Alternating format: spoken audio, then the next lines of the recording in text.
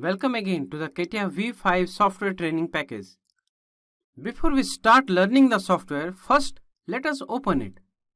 You can see in my desktop we have the icon here, CATIA V5 R20.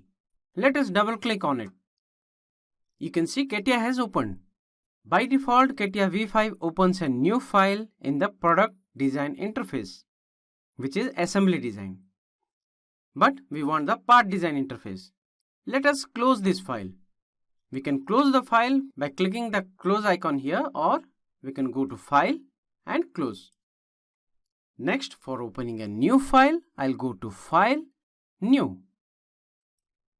This small widget will pop up. Here you can select the application in which you want to open the file. I'll select part and click on OK.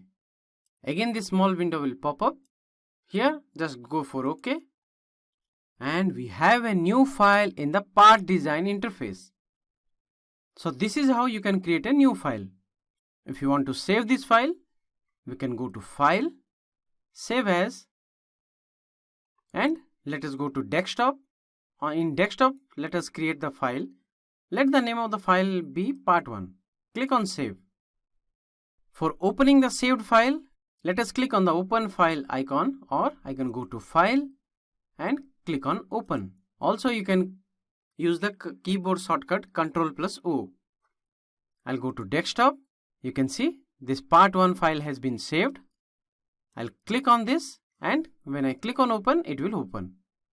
Already the part has been opened. Now I don't want to open it again. Let us open another existing file. I'll click on this valve assembly folder. And let us select valve assembly. Click on open again. You can see this is the assembly that we are going to create in this series of tutorials. So this is how you can open a file. Also, you can create a new file and you can save a file. In the next video, we are going to see the various applications that are present in CATIA V5.